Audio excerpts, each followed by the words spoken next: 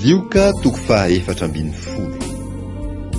Fanasitranana lehilahy narary manirano tamin'ny andro sabata. Lioka toko faha-efatra ambin'ny folo, andininy voalohany ka hatramin'ny faha-enina.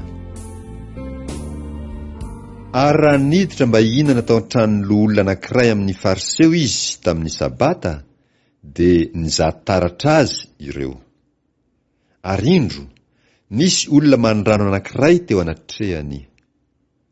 Ary Jesosy namaly ka nanao tamin'ny mpahay lalàna sy ny fariseo hoe, mety va ny mahasitrana amin'ny sabata sa tsia? Fa tsy niteny ireo. Ary izy nanendry ilay marary, dia nahasitrana azy ka nandefa azy handeha. Ary izy nanao tamin'ireo hoe, iza moa aminareo raha manana boriky na omby latsaka ao an-davaka fatsakana no tsy ampakatra azy miaraka amin'izay na dia amin'ny andro sabata aza? Ary tsy nahavaly ny amin'izany zavatra izany izy. Mifidy ny toerana aoriana indrindra. Lioka toko faha-efatra ambin'ny folo, andininy faha-fito ka hatramin'ny faha-efatra ambin'ny folo. Ary Jesosy nanao fanoharana tamin'izay nasaina raha nahita azy mifidy ny fitoerana aloha, ka nanao taminy hoe, raha misy makanao ho any amin'ny fampakaram-bady, aza mipetraka eo amin'ny fitoerana aloha. Fandrao isy olona nalaina izay mihaja kokoa noho ianao, ary ho avy izay nanasanao sy izy ka hilaza aminao hoe, omeo toerana io olona io. Dia homenatra ianao ka hifindra ho any amin'ny fitoerana aoriana indrindra. Fa raha misy manasa anao, mandehana ka mipetraha eo amin'ny fitoerana aoriana indrindra. Ary rehefa tonga ilay nanasa anao, dia mahazo miteny aminao hoe, ry sakaiza, mandrosoa etsy alohaloha kokoa. Dia ahazo aja eo masin'izay rehetra miara-mipetraka mihinana aminao ianao. Fa izay rehetra manandra-tena no hahetry, ary izay manetry tena no hasandratra. Aroy Jesosy tamin'ilay nanasa azy kosa.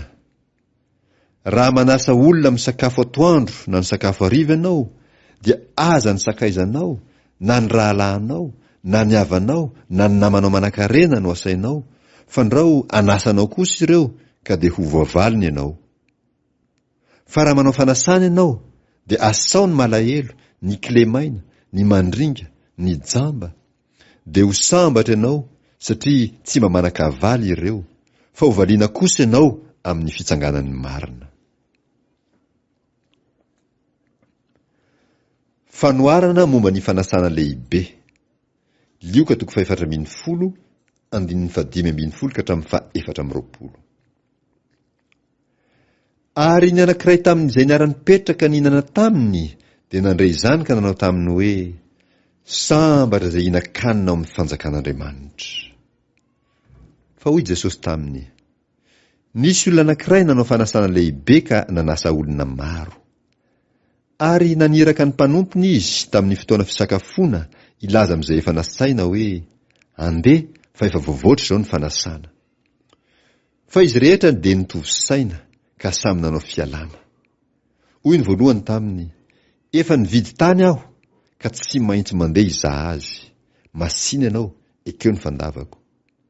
Ary hoy ny anankiray koa, efa nividy omby 10 aho, ka andeha hamantatra azy.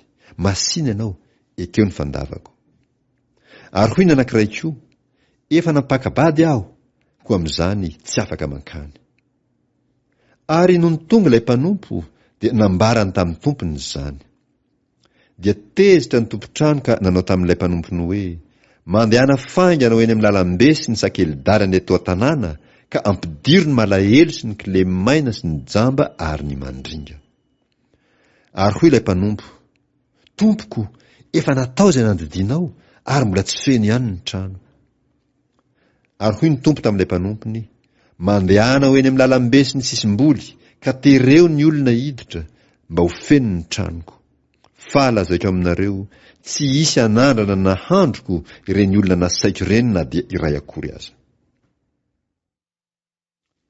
Ny atao hoe mpianatry Kristy. Lioka toko faha-efatra ambin'ny folo, andininy faha-dimy amby roapolo ka hatramin'ny faha-dimy amby telopolo.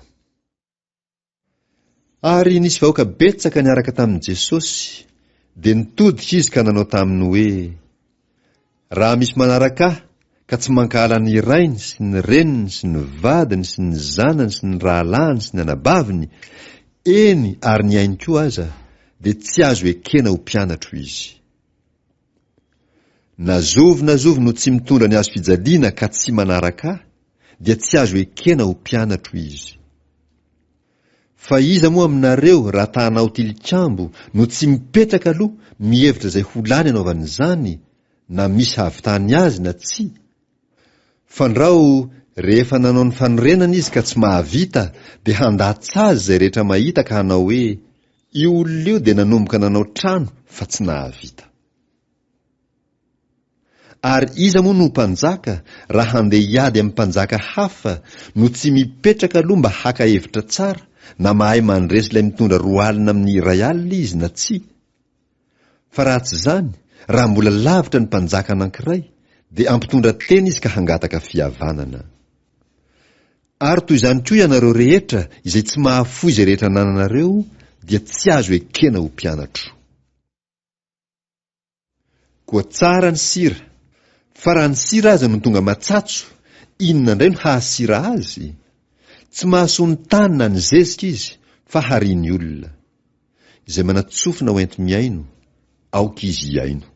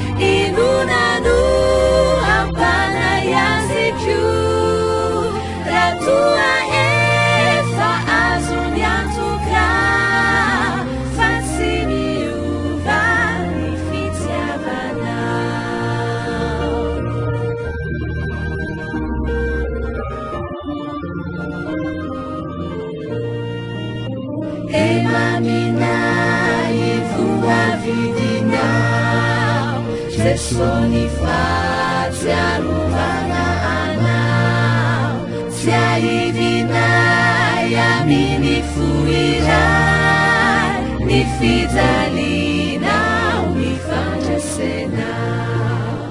Pamuzio etwanuluanai, ni antukini fitiamanao, fitiamanao, amenuni funai, mandrapiavi nao injaire.